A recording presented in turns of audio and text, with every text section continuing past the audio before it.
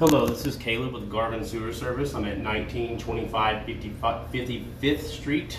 The story is that in December, I think it was December, we had DJ out and he pulled the toilet, snaked the line with blades, went out like 200 feet or so because that's what he was told.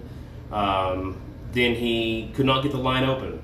So what he did is he used a whip. And around 50, 60, 70 feet, somewhere in that range, he got the water to drop. He recommended a camera, but did not perform one at that time. So today I looked around for cleanouts. I did not find any. The cleanout next to the urinal in the men's restroom is a 2-inch cleanout. For sewer cleaning purposes and camera purposes, we cannot go through there. So that cleanout is for the urinal only, and I did not find anything else inside or outside.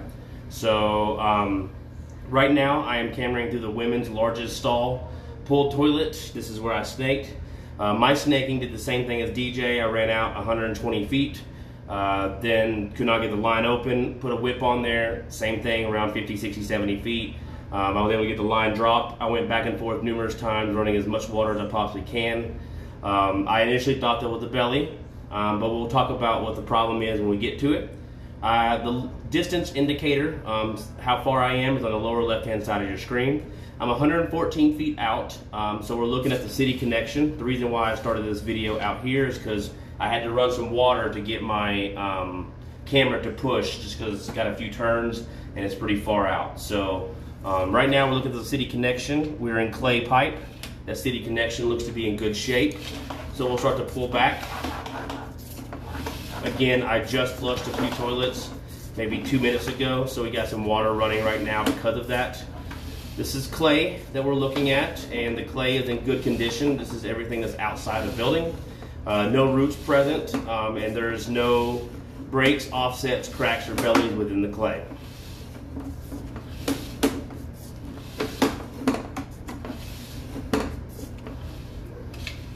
I know this fitting looks kind of funny, but you know, maybe it's starting to do an offset, but we've still got a good circumference round on the 4-inch drain, so we're able to clean it just fine. There's nothing to be worried about at this time.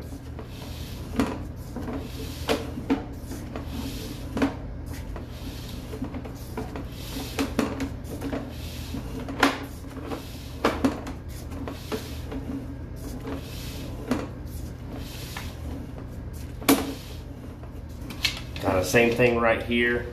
Maybe the beginning of an offset a little bit, but it's still in good condition.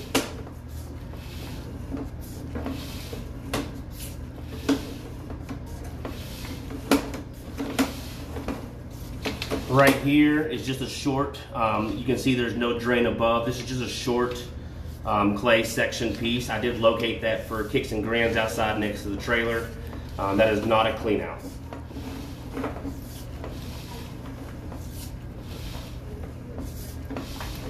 Okay, at 62 feet we have our ABS, which is plastic, transitions to clay. This is right at the wall, so ABS is within the unit. So a couple things I want to point out. One, we have a drain coming to our right, so this is a Y. I did I pulled up some of the mats and looked at the concrete. There had been, you know, you can see where the drain was put in at some time after the building was built. There is no clean out to our right, so I don't know if that's just capped off or if they poured concrete over the clean out, if there even is one. The block may be was in this general area. If the block was right here where my camera head is, if that is the clean out just above the way, that is not going to get the block. If the block's a little bit past, like right there, and that is the clean out, then that may get it. Again, I could not find one. So I kind of want to point a couple things out here.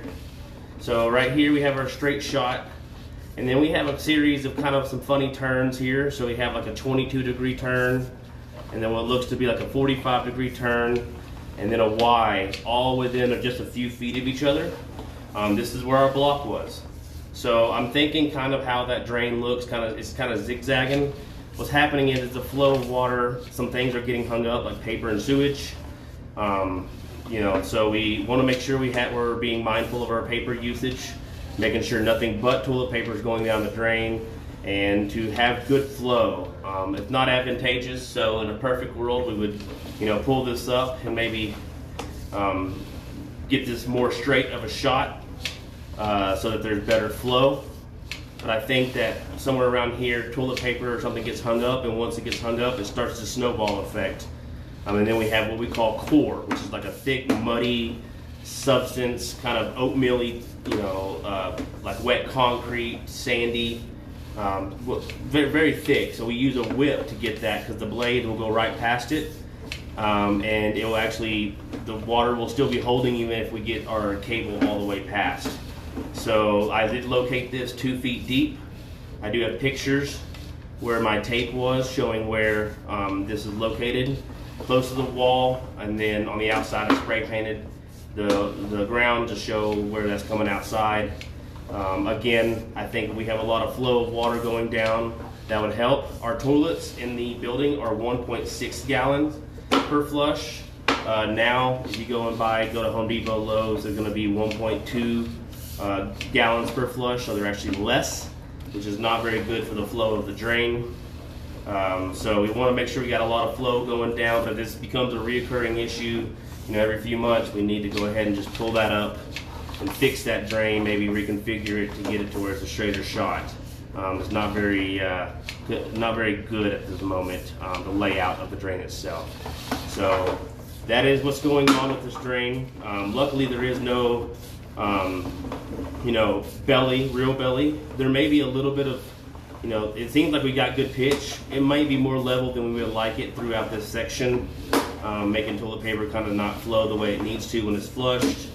But we don't have any standing water at this time, so that tells me it's not a belly and the pitch should be relatively good enough that that is not the case. So I did locate those positions at about 2 feet deep, close to the wall, and I'll have pictures uploaded to the job. So so that's what's going on. If there's any other questions with the job that we performed today, refer to the invoice summary.